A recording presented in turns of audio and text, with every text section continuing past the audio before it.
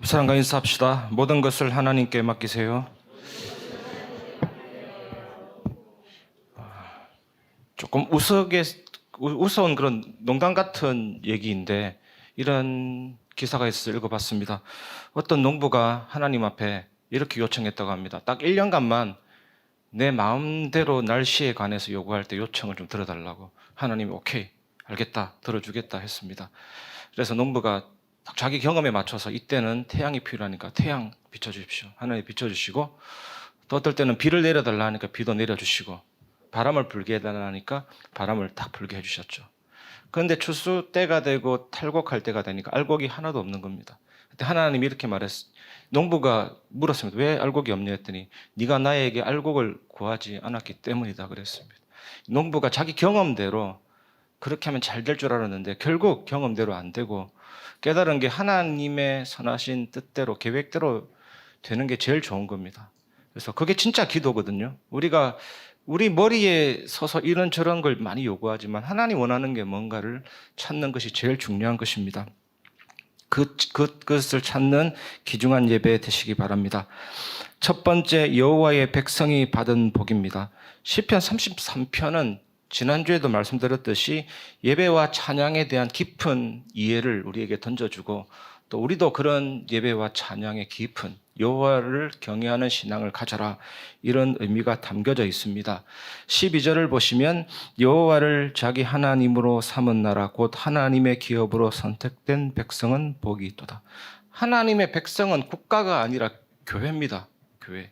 하나님이 이스라엘을 선택하신 이유는 그냥 무조건 복을 주기 위한 것이 아니고, 당연한 복을 주기 위한 것이 아니고, 이스라엘에게 복을 줘서 그 복이 전 세계로 전달되게 하고자 함이거든요. 이것을 기억해야 됩니다. 우리가 하나님 앞에 단순히 복을 달라, 단순히 경제를 달라, 단순히 사업 잘 되게 해달라, 그거는 정말 제대로 된 기도가 아니죠. 정말 여러분이 경제 축복받고 세계 살리기를 원한다면 교회를 위해서, 현장을 위해서, 렘넌트를 위해서, 특히 우리 교회 여러분을 통해서 복이 전달되도록, 이 생명의 복음 여호와의 위대하심이 전달되도록, 그게 맞춰서 기도할 때 빛의 경제도 오는 것입니다. 경제 기적도 오는 것입니다. 이것을 누리시길 바랍니다. 시편 33편 13절에서 15절, 여호와께서 하늘에서 굽어보사 모든 인생을 살피시며 곧 그가 거하시는 곳에서 세상의 모든 거민들을 굽어 살피시는도다. 그는 그들 모두의 마음을 지으시며 그들이 하는 일을 굽어 살피시는 이로다. 시편 기자는 하나님의 말씀을 묵상하는 중에 하나님의 그 얼굴, 눈을 본 거죠. 하나님은 말씀하시면서도 바라보시거든요. 하나님은 하늘 위에 높이 계시면서 존귀한 분이시지만 하나님은 세밀한 눈으로 모든 사람을 살피고 계십니다. 하나님은 모자라거나 연약한 분이 아니십니다. 하나님의 시선 안에 모든 만물이 다 들어있거든요. 오늘 말씀 보니까 하나님이 모든 사람의 마음을 개별적으로 다 만드시고 그 행위도 굽어 살피십니다. 그래서 사실은 모든 만물이 하나님의 감시 대상이죠. 사랑의 감시 대상이시면서 하나님은 통치하고 다스리시고 계십니다. 옛날 어떤 수도원에 수도원장이 가장 아끼는 제자가 있었습니다. 그런데 이 제자가 별 볼 일이 없는 거예요. 그래서 주변의 아이들한테 시기를 많이 당하고 또 때로는 불평도 했습니다. 왜 저 아이만 이뻐하냐고. 이때 수도원장이 문제를 하나 내볼 테니까 그 문제를 알아오면 이 아이가 내가 왜 이 아이를 사랑하는지를 알 거다. 이렇게 해서 모든 아이들한테 공평하게 문제를 하나 줬습니다. 아무도 보지 않는 곳에서 새를 죽이고 그 시체를 가져오라. 그래서 다 출발했습니다. 근데 한 저녁쯤 되니까 수많은 시체가 쌓여 있는 거예요. 아무도 보지 않는 곳에서 새를 죽인 시체가 많이 쌓여 있는 거예요. 근데 수도원장이 아끼는 이 아이는 안 돌아왔습니다. 그러다가 아주 밤늦게 돌아왔는데 이 아이가 하는 말이 아무도 보지 않는 곳이 없었습니다. 하나님이 보고 계셨습니다. 이렇게 얘기했죠. 하나님이 다 보고 계시고 감찰하고 계십니다. 우리가 그 하나님 앞에 서는 것이 얼마나 중요합니까? 시편 139편 7절에서 10절, 내가 주의 영을 떠나 어디로 가며 주의 앞에서 어디로 피하리이까? 내가 하늘에 올라갈지라도 거기 계시며 수월에 내 자리를 펼지라도 거기 계시니이다. 내가 새벽 날개를 치며 바다 끝에 가서 거주할지라도 거기서도 주의 손이 나를 인도하시며 주의 오른손이 나를 붙드시리이다. 우리가 하나님을 피할 수 없습니다. 우리는 여기 있거나 저기 있거나 둘 중에 하나입니다. 여러 장소에 동시에 있을 수 없지만 그러나 하나님은 여러 장소에 동시에 있을 수 있죠. 하늘에도 계시고 세월에도 계시고 바다 끝에도 계시고 이 하나님이 성령과 말씀으로 통치하고 다스리시거든요.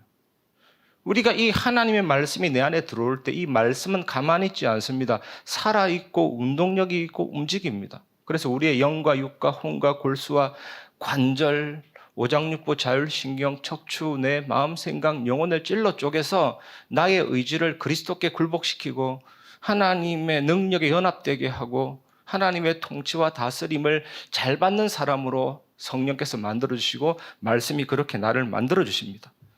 이 축복 누리시길 바랍니다. 하나님의 통치와 다스림을 고백한 시편 기자, 다윗이 지은 시가 아니거든요. 그래서 시편 기자라고 제가 얘기합니다. 시편 기자는 이어서 인간은 연약하기 때문에 누구를 경외해야 하는지에 대해서 고백합니다. 이것이 우리가 두 번째로 나누어야 될 내용입니다. 두 번째, 경외할 분은 오직 여호와입니다.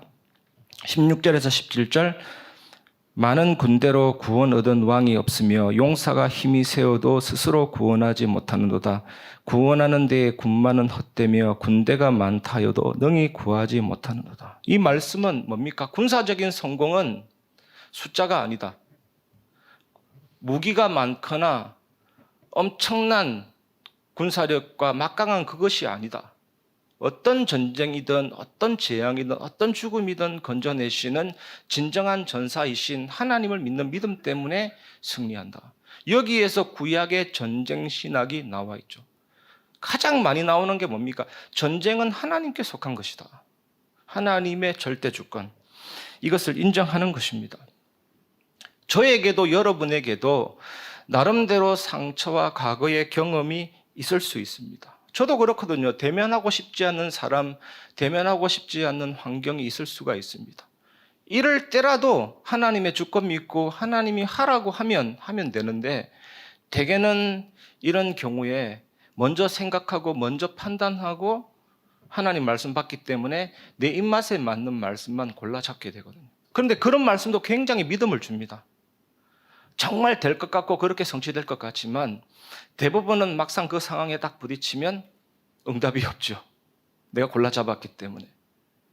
그러면서 적잖은 실망을 하게 됩니다. 여러분, 정말 영적 전쟁에서 승리가 뭡니까? 단순히 흑암 결박했더니 꺾인다. 그 정도가 아닙니다. 하나님의 말씀이 성취되고 하나님의 뜻이 이루어지는 것을 우리 눈으로 보게 됩니다. 그것이 진정한 영적 승리거든요. 우리에게 주시는 하나님의 승리는 바로 이런 것입니다. 예수 그리스도로 말미암아 이 축복 누리시기를 주님의 이름으로 축원합니다. 그래서 시편 기자는 사람을 의지하지 말고 하나님을 경외하라고 권고하고 있습니다. 18절에서 19절, 여호와는 그를 경외하는 자 곧 그의 인자하심을 바라는 자를 살피사 그들의 영혼을 사망에서 건지시며 그들이 굶주릴 때에 그들을 살리시는도다.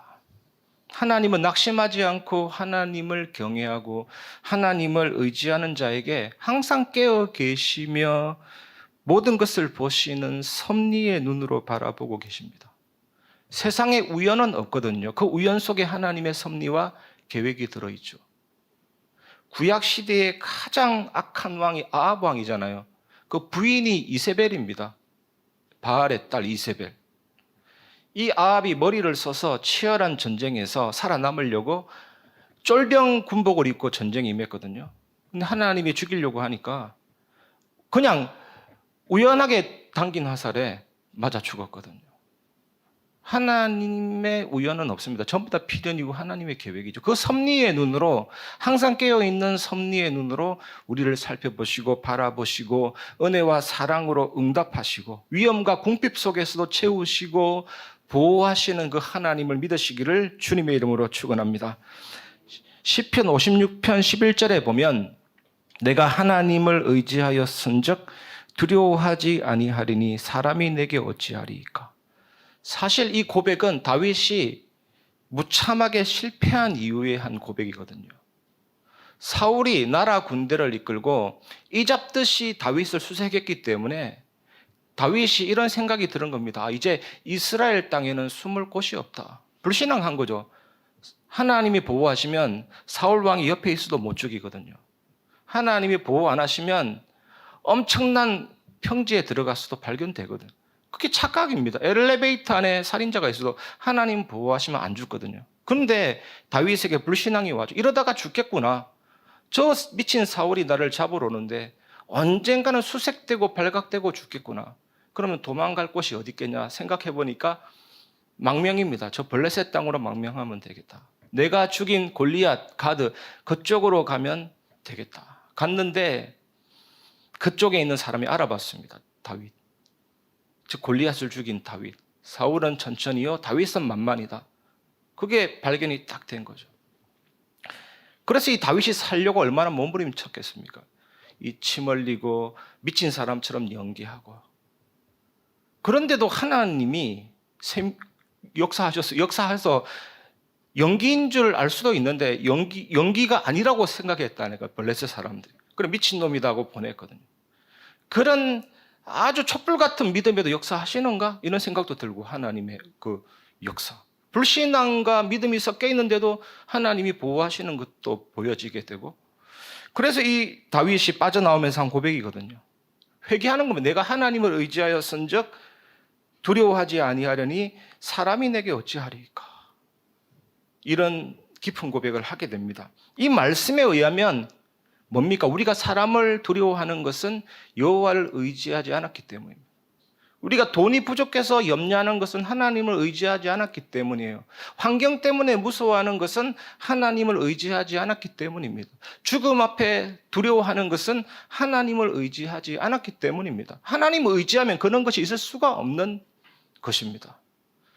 여러분 정말로 피하고 싶고 도망가고 싶고 외면하고 싶은 문제와 상황이 있습니까? 정말로 기도해 보시기 바랍니다. 저는 이 말씀 준비하면서 진짜 이 기도 했었거든요. 하나님, 내가 여호와를 의지하지 않은 것 같습니다. 내 마음속에 있는 불신앙의 씨앗을 보면서 내가 여호와를 의지하지 않았던 것 같습니다. 하나님, 나를 용서하시고 회개합니다. 하나님, 내게 믿음을 주시고 여호와를 정말로 의지함으로 말미암아 어떤 상황이 와도 내일 지구 종말이 온다 할지라도 평안하고 태어난 것이 신앙인이거든요. 다윗이 그런 고백 많이 했어요. 산이 흔들려 바다 가운데 빠진다 할지라도 나는 평안하다. 군대가 나를 대하여 진칠지라도 나는 평안하다. 평안히 눕고 자기도 한다 그랬잖아요. 그런데 그런 믿음에 나의 믿음 비춰보니까 안 그런 것이 참 많은 것을 깨달았거든요. 진짜로.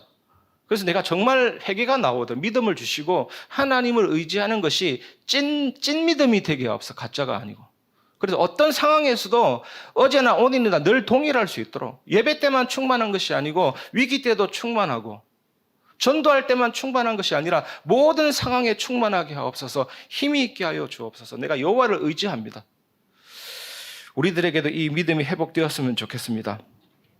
이제 시편 기자는 마지막으로 여호와를 경외하는 자는 하나님의 도우심과 보호하심을 받는다는 사실을 이어서 고백합니다. 이것이 세 번째입니다. 세 번째는 도움과 방패이신 여호와 그 언약적인 사랑입니다. 시편 121편 1절에 보면 내가 산을 향하여 눈을 들리라 나의 도움이 어디서 올까. 이 말씀은 유다 백성이 바벨론의 포로로 끌려갈 때 배경입니다. 그리고 돌아올 때를 배경으로 합니다. 아니 손발 무게가 포로로 바벨론 수백 킬로미터 되는 그 바벨론으로 끌려가는 그 현장에서 저 산을 보니까 얼마나 슬픕니까? 모든 눈물을 대면하는 산입니다. 참, 끝났다. 언제 고국으로 돌아올까? 절망의 산, 절대 불가능의 산, 슬픔과 한탄의 산. 그런데 70년 만에 돌아오면서 그 산을 보니까 천지를 지으신 여호와에게서 나의 도움이 온다. 눈을 들리라 이랬거든요. 오늘 본문 20절에서 21절에 보면 나의 영혼이 여호와를 바라미어라고 똑같은 표현입니다. 눈을 향하여 산을 들리라와 여호와를 바라본다는 똑같은 표현입니다. 공통된 의미는 뭐냐? 내가 여호와를 기다린다라는 뜻이거든요. 여호와를 기다린다. 시편 기자가 이 말씀에서 여호와를 기다려야 할 이유를 고백합니다. 20절을 보십시오. 우리 영혼이 여호와를 바라며 그는 우리의 도움과 방패시로다. 여호와께서 우리의 도움과 방패시기 때문에 나는 여호와를 기다린다. 기다림이 기도거든요. 기다림. 우리 원단 메시지 때도 기다리고 집중하고 도전하고, 그게 기도입니다. 기다림. 우리 능력으로 하지 말자입니다. 사람의 능력으로 하지 말자입니다. 우리가 오직 기도 속으로 들어가는 게 기다림이거든요. 진짜 내가 기도 속으로 들어가면 뭐가 벌어집니까? 우리 안에 계신 성령께서 말씀을 기억나게 하십니다. 제가 계속 얘기하잖아요. 얘기할 때 제가 앵무새처럼 얘기하는 거 아니죠. 진짜 내가 체험한 것처럼 얘기하고 있거든요. 실제 체험했고. 어떤 상황 가운데서도 말씀을 주십니다. 우리를 사랑하시기 때문에. 말씀을 기억나게 하시고 또 말씀을 깨닫게 하시고 장래의 일을 알리시고 진리 가운데로 인도하시면서 그 성령의 인도하심과 성령의 말씀하심 앞에 우리의 관점이 수정돼 버립니다. 관점이 수정된다니까요. 인본주의 안 씁니다. 불신앙 같은 거 안 합니다. 관점이 완전히 바뀌어 버립니다. 시편 33편 21절에 보면 우리 마음이 그를 즐거워하며 우리가 그의 성호를 의지하였기 때문이로다. 정말로 기도하는 사람은 이런 고백이 나옵니다. 기도 정말로 하는 사람은 응답받기 위해서 기도하는 것이 아니라 하나님을 즐거워하기 위해서 기도합니다. 하나님을 기뻐하기, 하나님 자신이 너무 나의 사랑이기 때문에 그분 앞에 엎드리는 것이 최고 행복이기 때문에 기도합니다. 그래서 정말로 신앙인들은 하나님, 돈은 아무것도 아닙니다. 하나님이 나의 모든 것입니다. 권력이 내게 필요 없습니다. 하나님이 나의 모든 것입니다. 하나님 정말로 나에게 필요한 것은 하나님 자신입니다. 하나님 한 분만으로 정말로 만족하게 하여 주시옵소서. 진짜 기도하는 사람은 이게 된다니까요. 그 사람에게 하나님이 빛의 경제를 줍니다. 왜? 경제가 와도 거기에 안 매이기 때문에, 하나님의 매이기 때문에. 정말로 그렇지 않습니까? 오병이어 기적을 보십시오. 오병이어의 기적. 떡을 먹고 배부른 사람은 다 떠났습니다. 응답 때문에 좋아하고 응답에 목숨 거는 사람은 다 떠납니다. 나를 떠나는 것은 떡을 먹고 배부른 까닭이로다. 근데 정말 예수님 그 자체를 향해서 걸어가는 제자들은 나중에 예수님 위에 생명 바치는 순교자가 됐잖아요. 오병이어 기적은요, 이런 겁니다. 응답 주시는 예수님이 중요하냐, 그 응답이 중요하냐. 나사로를 살린 그 예수님이 중요하냐, 소생된 그 사건이 중요하냐. 모든 기적의 핵심은 그겁니다. 나의 모든 생명과 능력은 예수님밖에 없는 것입니다. 이게 중요한 거 아닙니까? 그래야 우리가 세계를 살리죠. 여러분 자녀가 여러분 주머니만 쳐다보고 있으면 제정신 아니에요. 나를 좋아해야 되지. 우리 자녀가 머리 좋거든요. 엄마, 아빠가 잘해주는 것을 타내기 위해서 애교도 부리고 합니다. 그거는 아닙니다. 성장할수록 거기에서 벗어나야죠. 22절 보시면 여호와여 우리가 주께 바라는 대로 주의 인자하심을 우리에게 베푸소서. 계속 나옵니다. 여러분, 주의 인자하심은 뭡니까? 혹시 기억나시는 분 있습니까? 언약적인 사랑, 헤세드. 신명기 32장 10절, 시편 17편 18절에 보면 너는 나의 눈동자 안에 있는 동공, 까만 원인이라. 영어로는 이런 표현이 있지만 히브리어에는 이런 표현이 없습니다. 히브리식으로 표현하면 너는 나의 눈동자 안에 있는 작은 아가씨니라. 얼마나 사랑스럽고 귀엽고 이쁘고 존귀한지. 너는 그런 존재야. 이게 언약적인 사랑이거든요. 하나님이 나를 사랑하신다. 그 언약적인 사랑, 인자하심을 늘 누리시기를 주님의 이름으로 축원합니다. 2008년도에 중국의 서촨성 대지진이 일어났잖아요. 6만 9천 명이 죽었다고 하더라고요. 그때 유명한 감동적인 일화가 있습니다. 얼마나 감동적인지 10컷짜리 만화로도 나왔었거든요. 아이를 살린 어머니 치면 나올 거예요. 그게 보면 이 기괴한 형상의 어떤 여성이 발견됩니다. 무릎을 꿇고 손은 바닥에 짚고 누군가를 보호하고 있는 듯한 그 시신을 군인들이 발견했죠. 아니나 다를까 그 밑에 보니까 담요에 쌓여 있는 아이가 딱 있는 거죠. 그런데 이런 내용이 담긴 휴대폰이 발견됐습니다. 너무나 사랑스러운 아가, 만약 내가 살게 된다면 이것만을 기억해 주길. 엄마는 너를 사랑한단다. 이 휴대폰 메시지가 발견된 거예요. 사실 이런 것들이 언약적인 사랑을 좀 표현해 주고 있습니다. 하나님이 예수 그리스도를 내놓으셔서 우리를 살려주시고 그 피값으로 우리를 살려주셨거든요. 우리는 이런 귀중한 존귀한 하나님의 사랑을 가진 하나님의 자녀입니다. 사실 제가 이 메시지 준비하면서 이 문구를 쓸 때 찡한 거 있죠. 찡한 거. 그 속으로 설교하다가 울면 어떡하지 생각이 들 만큼 좀 감성적이라서 너무 찡하지 않습니까? 이런 하나님의 사랑, 언약적인 사랑, 주의 인자하심을 우리에게 베풀어 주시옵소서. 그 사랑을 의심하지 마시기를 바랍니다. 응답 올 때 너무 흥분하지 마시고 응답 안 온다고 너무 낙심하지 마시기 바랍니다. 영원한 변함없는 신실하신 사랑, 모든 것을 합력해 선을 이루시는 하나님의 사랑, 이 사랑에 익숙해져야 성숙한 신앙인이 이제는 됩니다. 원망, 짜증, 불평 사라집니다. 조금 응답 넣었다고 막 그러지 않습니다. 하나님의 사랑, 주의 인자하심, 언약적인 사랑, 헷세대를 누리시기를 주님의 이름으로 축원합니다. 말씀을 마무리하겠습니다. 여호와를 의지하시기 바랍니다. 여호와를 의지하는 것은 말씀을 의지하는 거거든요. 하나님의 말씀은 반드시 성취되는데 특히 어디서 확인됩니까? 문제와 사건이 올 때 우리 앞날의 모든 상황 속에 말씀이 성취됩니다. 그런데 조금 조심해야 될 것은 내 입맛대로 골라잡는 말씀은 위험하거든요.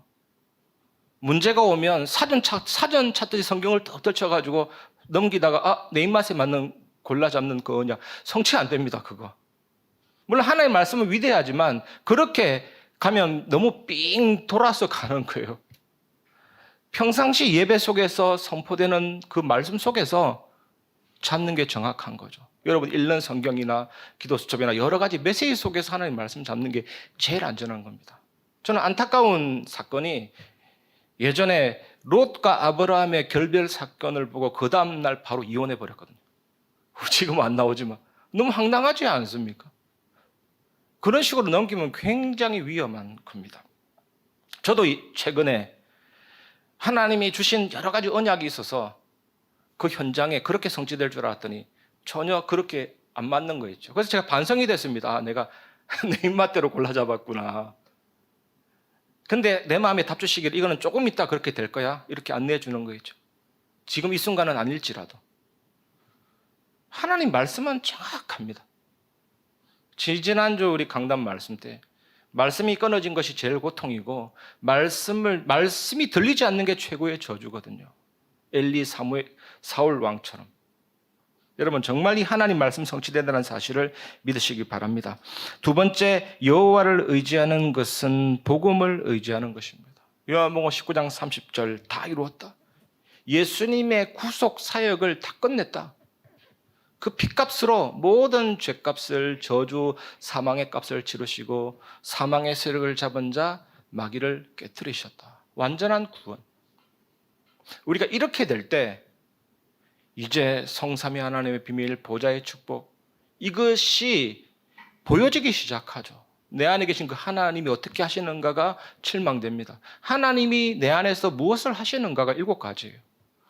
시공간 초월 응답 주시죠. 세상 살리의 빛을 비추시죠. 목회자 중직자 렘넌트 살리게 하시죠. 이 예수님이 흑암을 깨트리시죠. 오력 주시죠. 언약, 비전, 꿈, 이미지, 작품까지 남기게 하시죠. 또 7 여정이 어려운 게 아니에요. 그 62가지 얼마나 어렵습니까? 그게 자세히 보면 기도 속에서 그런 삶이 딱 되어지는 거예요. 기도. 특히 그리스도 하나님의 오직 성령이라는 그 충만함 누리는 기도 속으로 이끌어 가셔서 결국에는 정확한 이정표 속으로 성령의 바람, 성령의 불 누구도 끌 수 없습니다. 저 땅끝까지 가게 하십니다. 연단 메시지 보면 영원한 기업, 영원한 작품, 영원한 유산. 한마디로 얘기하면 저는 예수 그리스도인 것 같아요. 예수 그리스도. 우리 권사님도 기도하셨지만 여기에 기다리고 집중하고 도전하고 그게 기도잖아요. 그래서 모든 메시지는 기도로 짜내서 내 삶의 기도로 실천될 때 나의 것으로 적용이 됩니다. 그 은혜를 누리시기를 주님의 이름으로 축원합니다. 우리의 도움과 방패이신 여호와 얼마나 놀라웠고 위대하십니까? 이 살아있는 신앙 간증이 여러분에게 철철 넘쳐서 사람 살리는 증인 되시기를 주님의 이름으로 축원합니다. 이 시간 나를 돕는 분, 하나님을 너를 지키시는 자 우리 찬양하고 말씀을 마무리하겠습니다.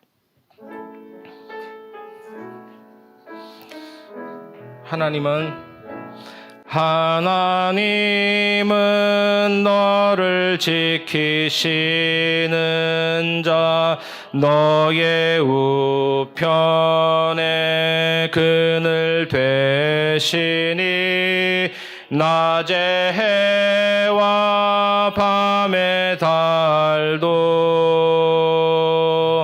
너를 해치 못하리.